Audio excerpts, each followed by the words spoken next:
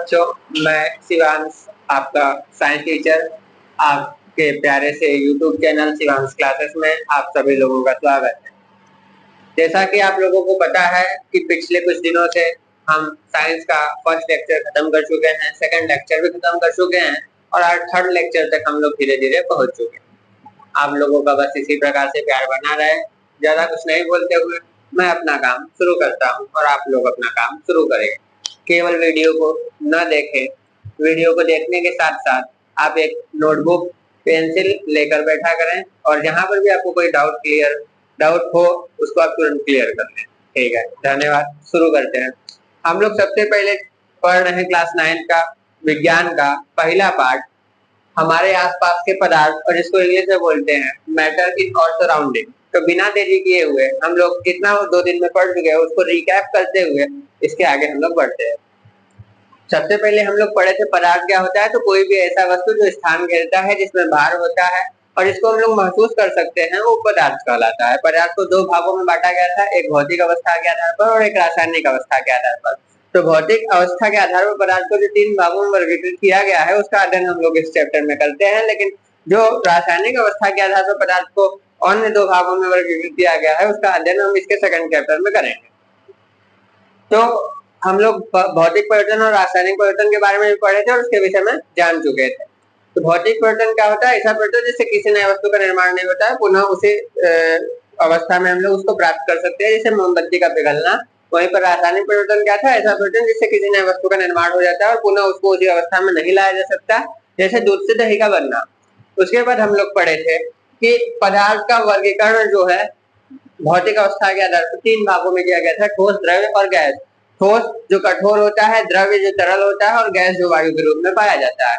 ठोस का आकार और आयतन हम लोग देखे थे निश्चित होता है, वहीं द्रव्य का आकार तो निश्चित नहीं होता है लेकिन आयतन निश्चित होता है, और गैस का ना तो आकार निश्चित होता है और न ही आयतन निश्चित होता है। सभी पदार्थ छोटे छोटे कणों से मिलकर बने होते हैं। ठोस के कण काफी पास पास होते हैं, जबकि द्रव्य के कण ठोस से थोड़ा सा दूर और गैस के कण सबसे ज्यादा दूर पाए जाते हैं। ठोस के कण काफी पास होते हैं, इसलिए उसमें कोई भी रिक्त स्थान नहीं पाया जाता। जब रिक्त स्थान नहीं होता है तो आकर्षण बल बहुत ज्यादा होता है। वहीं पर द्रव्य में रिक्त स्थान ठोस से अधिक पाया जाता है लेकिन आकर्षण बल ठोस से कम, और गैस में जो कण होते हैं बहुत दूर दूर होते हैं, इसलिए रिक्त स्थान बहुत ज्यादा होता है और आकर्षण बल बहुत कम होता है। जो ठोस होता है उसके कण बहुत पास होते हैं, इसलिए उसको और अधिक संपीड़ित और अधिक दबाया नहीं जा सकता है। वहीं पर द्रव्य के कणों को और अधिक दबाया जा सकता है और गैस के कणों को बहुत ज्यादा अधिक तक दबाया जा सकता है। उसके बाद हम लोग देखे थे कि जो ठोस है वो कठोर अवस्था में रहता है, इसलिए उसमें बहने का गुण नहीं पाया जाता। वहीं पर जो द्रव था उसमें एक दिशा में बहने का गुण पाया जाता है और गैस में सभी दिशाओं में, चारों दिशाओं में बहने का गुण पाया जाता है। जैसे लोहा लकड़ी ठोस है, वहीं पर पानी, तेल, दूध द्रव है, और एलपीजी, सीएनजी और कार्बन डाइऑक्साइड और ऑक्सीजन गैस है। इतना पढ़ने के बाद हम लोग देखे थे कि पदार्थ के कणों का गुण। तो पदार्थ के कणों का गुण हम लोग देखे थे कि सभी जो पदार्थ है वो छोटे छोटे कणों से मिलकर बना है, यानी ये घर भी जो है ये भी छोटे छोटे कणों से मिलकर बना है, ये जो है ये भी छोटे छोटे कणों से मिलकर बना है और हम खुद छोटे छोटे कणों से मिलकर बने हुए हैं। तो पदार्थ के कणों का गुण का सबसे पहला एक है कि पदार्थ जो है छोटे छोटे कणों से मिलकर बने होते हैं, और पदार्थ का जो कण होता है वो बहुत सूक्ष्म होता है। पदार्थ का जो कण जिस कण से मिलकर बना होता है वो बहुत सूक्ष्म होता है। और हम लोग पढ़े थे कि पदार्थ के कण में आकर्षण बल पाया जाता है। सभी पदार्थ के कण जो होते हैं एक दूसरे को आकर्षित करते रहते हैं, जिसके वजह से उसकी अवस्था में कोई भी परिवर्तन नहीं होता है और कोई भी वस्तु अपने अवस्था परिवर्तन का विरोध करता है। उसके बाद बच्चों हम लोग पढ़े थे कि जो पदार्थ होता है उसके कणों के मध्य कुछ रिक्त स्थान पाया जाता है, जैसा कि हम लोग चीनी या फिर नमक या फिर पानी या फिर ग्लूकोज या फिर नींबू किसी भी चीज को अगर पानी में घोल देते हैं, जिससे हम लोग देखे थे कि पानी का लेवल बढ़ता नहीं है, पानी का लेवल उतना ही रहता है, जिससे हम लोग को यह पता चलता है कि पदार्थ के कणों के बीच में रिक्त स्थान पाया जाता है। बस हम लोग यहीं पे नहीं रुके थे, हम लोग और आगे गए थे और हमने देखा था कि जो पदार्थ के कण हैं वो निरंतर क्या होते हैं, गतिशील होते हैं, लेकिन जब उनको काइनेटिक एनर्जी हीट दे दिया जाता है तो उनकी गतिज ऊर्जा और ज्यादा बढ़ जाती है और वो और तेज, उनके अणुओं में और तेज गति होने लगती है। जैसा कि हमने देखा था कि अगर कोई व्यक्ति पूजा करता है किसी रूम में, तो अगरबत्ती का सुगंध और धुआं एक स्थान से दूसरे स्थान तक बहुत जल्दी पहुंच जाता है, लेकिन वही अगरबत्ती अगर जली न हो और उसको रखा हो तो उसका जो सुगंध है एक स्थान से दूसरे स्थान तक पहुंचने में काफी समय ले लेता है। वहीं पर जो परफ्यूम है, परफ्यूम जो है, परफ्यूम अगर आप मारते हैं या फिर परफ्यूम लगाते हैं तो उसका जो सुगंध है वो दूर तक फैल जाता है। इससे हम लोग को पता चलता है कि पदार्थ के कण निरंतर गतिशील रहते हैं। यहाँ तक हम लोग पढ़ चुके थे। अगर यहाँ तक आप लोग को कोई डाउट होगा तो आप लोग कमेंट बॉक्स में कमेंट करके हमसे पूछ सकते हैं कि आपको डाउट क्या है। और बाकी अगर आप लोग को इसका नोट्स चाहिए तो नीचे दिए गए टेलीग्राम लिंक पर आप लोग ज्वाइन करिए और एक बार नोट्स लिखिए, हम लोग आपको नोट्स सेंड कर देंगे। हम लोग का आज का क्या टॉपिक है, पदार्थ का अवस्था परिवर्तन। जो पदार्थ है वो अवस्था कैसे परिवर्तित करता है, पदार्थ का अवस्था परिवर्तन क्या है। तो इसके विषय में भी कल हम लोग थोड़ा सा चर्चा किए थे और आज इसके विषय में कुछ विशेष चर्चा करने वाले हैं। कल हम लोग इसके विषय में चर्चा किए थे बच्चों की जो पदार्थ होता है उसका अवस्था परिवर्तन कैसे होता है। तो कोई भी वस्तु हमें बोले कि जो अपने अवस्था परिवर्तन का विरोध करता है, कोई भी वस्तु जो है अपने अवस्था परिवर्तन का क्या करता है, विरोध करता है। जैसे कि अगर आप भी हैं, आप ही को घर से बाहर निकाल लिया जाए तो आप घर से बाहर नहीं जाओगे। क्यों? क्योंकि आप विरोध करोगे, आप जिस अवस्था में उसका विरोध करोगे। तो इसको न्यूटन सेकंड लॉ के नाम से भी जानते हैं या फिर जड़त्व के नियम के नाम से भी जानते हैं, न्यूटन फर्स्ट लॉ के नाम से जानते हैं और जड़त्व के नियम के नाम से भी जानते हैं कि कोई भी वस्तु जो होता है अपने अवस्था परिवर्तन का क्या करता है, विरोध करता है।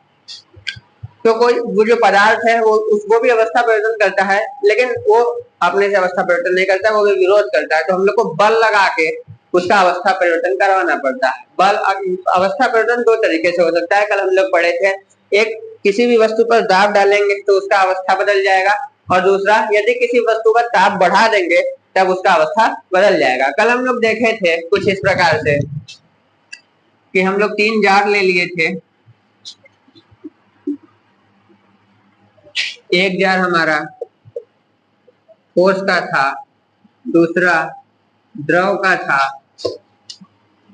सॉरी गैस से हम लोग लिए थे, थोड़ा गैस, द्रव और सबसे लास्ट में हम लोग का ठोस था। अब इसमें क्या था कि गैस के कण जो होते हैं वो बहुत दूर दूर होते हैं। जब गैस का कण बहुत दूर था तो हम लोग इसको कंप्रेस किए, और जब ये कंप्रेस हुआ तो इसका कण पास पास आ गया। इसका कण क्या हो गया, थोड़ा पास पास आ गया।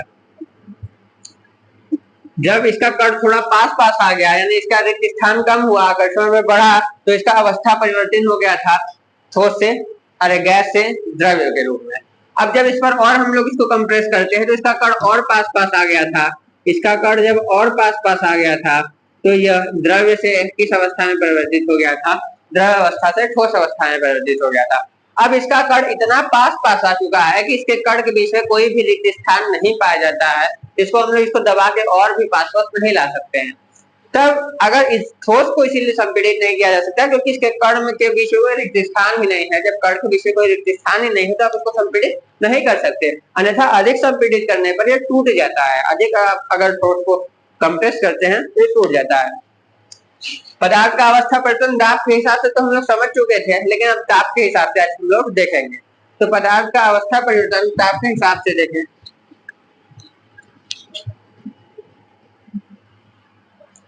देखिए, कोई भी जो पदार्थ है वो अपना अवस्था परिवर्तन कैसे करता है। अभी हम लोग देखें कि पदार्थ 3 स्टेज में पाया जाता है।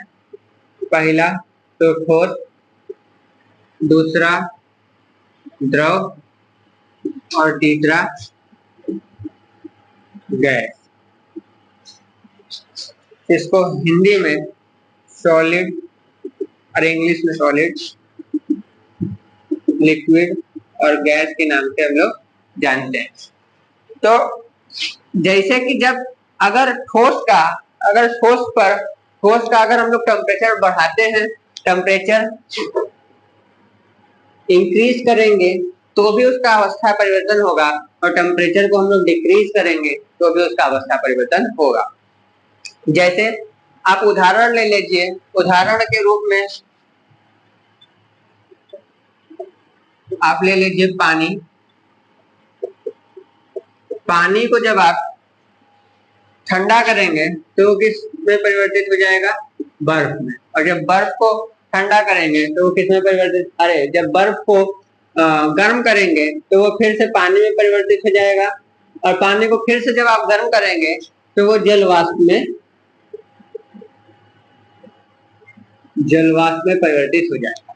यानी ये देखिए हम लोग यहाँ पर टेम्परेचर बदलते गए और इसका अवस्था जो है वो बदलता गया। यानी पानी एक ऐसा वस्तु है कि जो ठोस अवस्था में भी पाया जाता है, सॉलिड स्टेज में पाया जाता है, लिक्विड स्टेज में भी पाया जाता है और गैसियस स्टेज में भी पाया जाता है। यानी ये ठोस अवस्था में भी पाया जाता है, द्रव्य अवस्था में भी पाया जाता है और गैस अवस्था में भी पाया जाता है।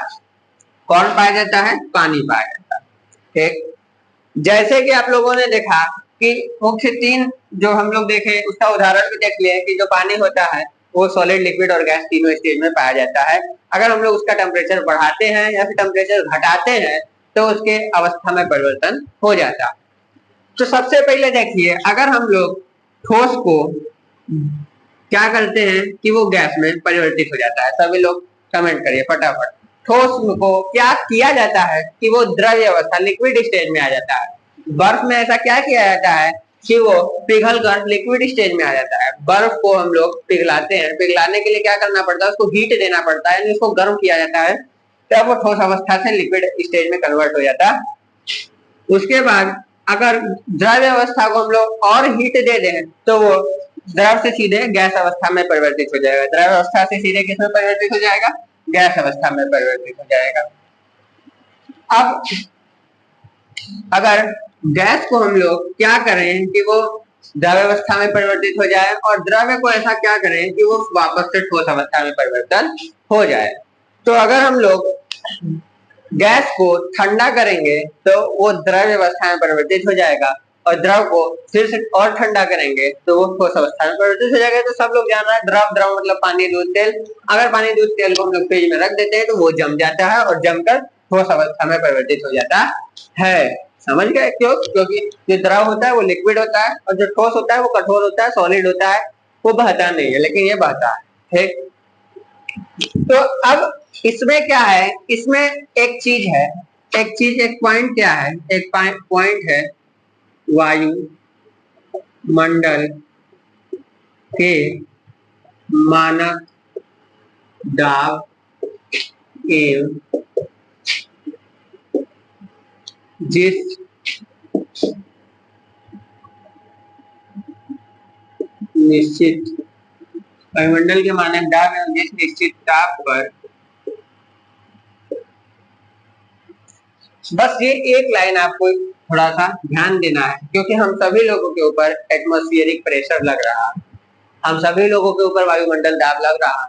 तो वायुमंडल के दाब पर जिस निश्चित ताप पर आप वो बदल रहा है। जैसे वायुमंडल के मानक दाब पर एवं जिस निश्चित ताप पर कोई ठोस द्रव्य अवस्था में परिवर्तित हो जाता है वह उसका गलनांक कहलाता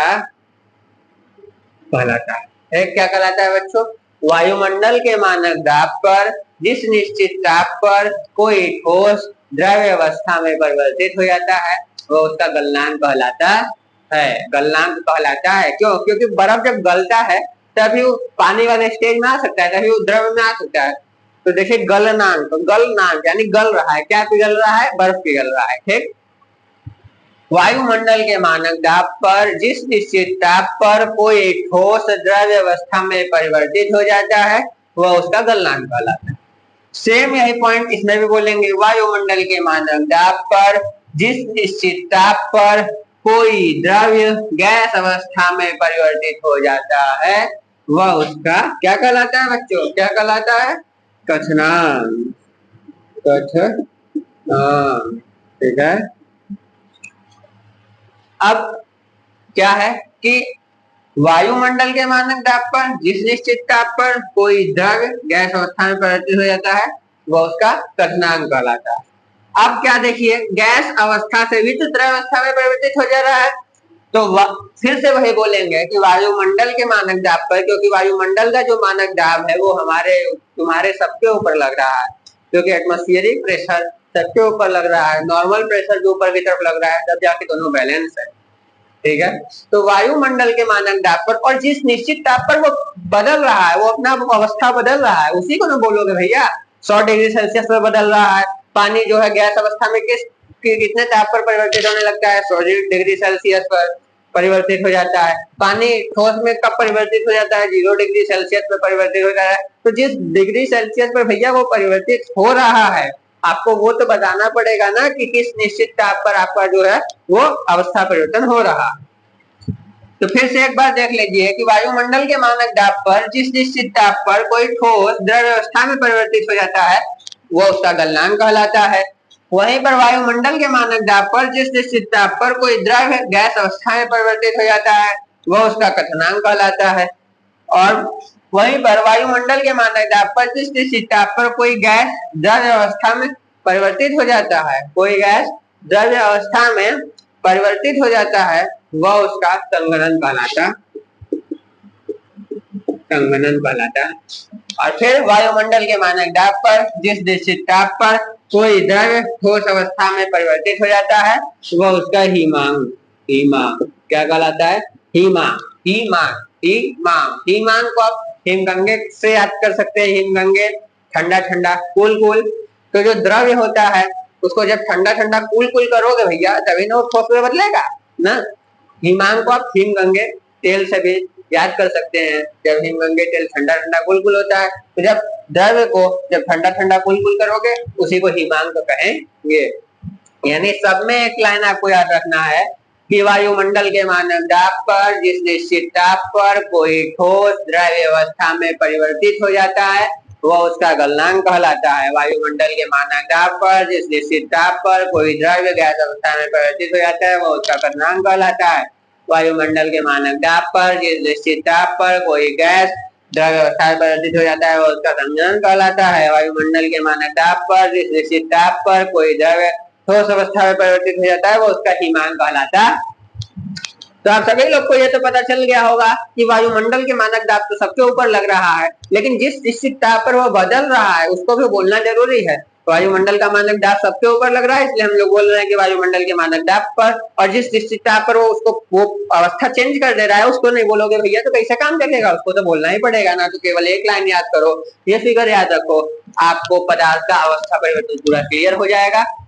मेरे उम्मीद से आपको इतना बात तो जरूर समझ में आ चुका होगा। अब इसमें 2-4 टॉपिक और भी बच गया है। क्या बच गया है?